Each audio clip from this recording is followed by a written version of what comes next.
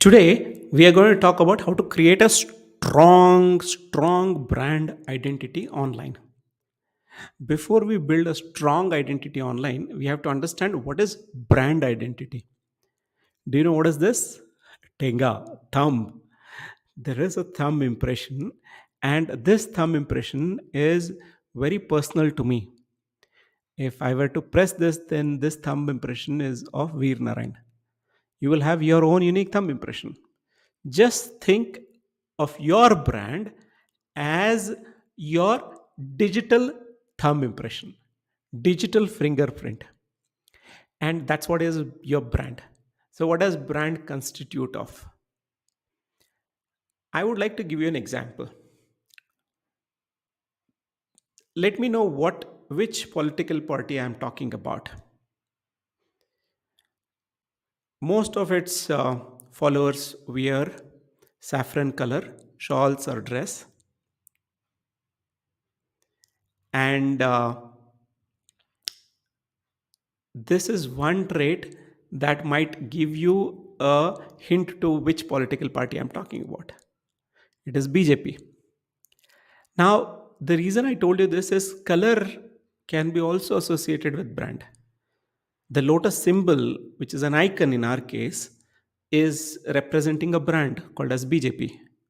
The way in which how BJP leaders talk, it portrays the image of BJP. So it's not just logo. What I wanted to tell you is that it's not just logo that represents a brand. It is the visuals, the pictures, the images, the colors, the kind of voice, the kind of uh, grammar you use, the kind of language you use, and the values you depict. That all together, which connects with the audience, is a brand. And as I said, this is the unique thumbprint, which is digital fingerprint of you online. So the first thing that you need to do is define your core values. What are your core values? My core values are freedom, health, and family. So why freedom? I want to work from anywhere. I want to have financial freedom. So this is the freedom what I represent. Then I want to work on not only people's health but also my health. And third is I want to give value to family, spend time with family. These are my three values.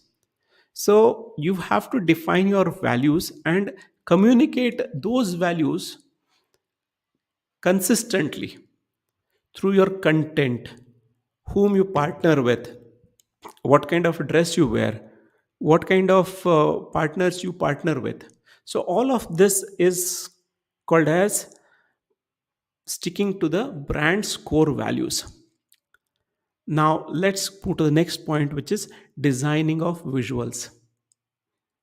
So what are there in designing of visuals? The colors that you pick, the kind of logo you have, it has to be consistent.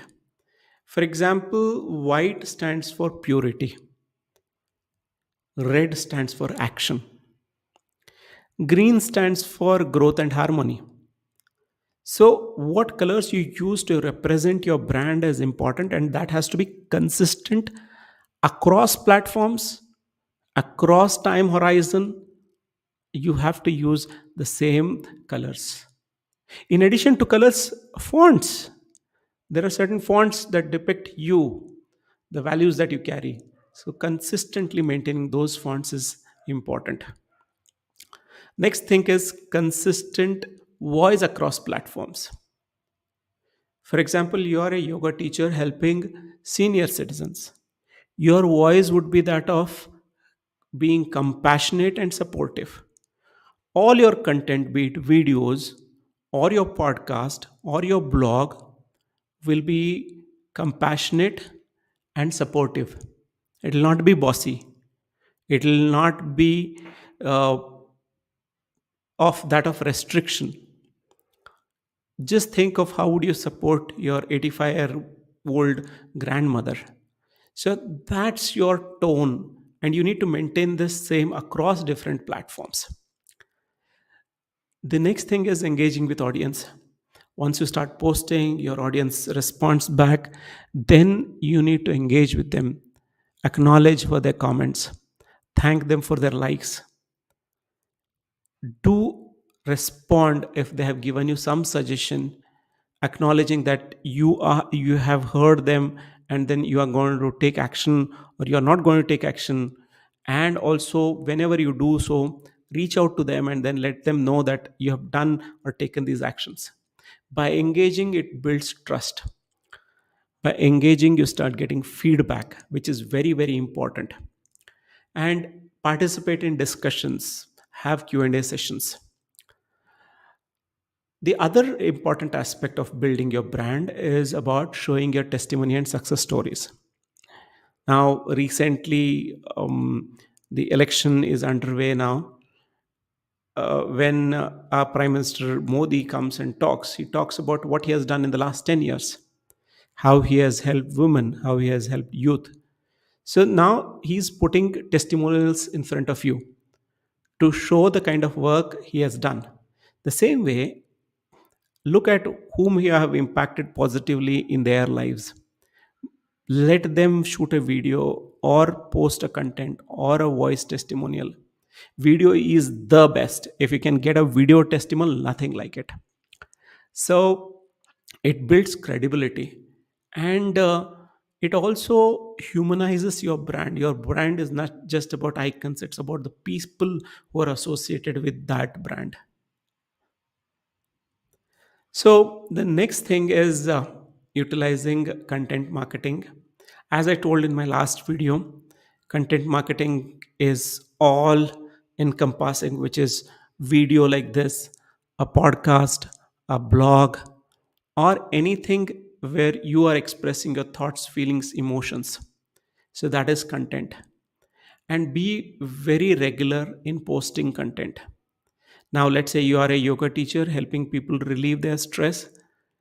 You will write 10 steps to relieve your stress within 10 minutes, or 5-step process for calming down your mind. These are all things that you start writing as content. And as you write content, you will be known as the subject matter expert. Leveraging social media. I mentioned about this as well in my previous video. Look at which social media your audience is on. If they are young people, they would be on Instagram, reach out there. If they are senior citizens, they would probably be on newspapers or television or Facebook. Reach out to them through regular posts through these media.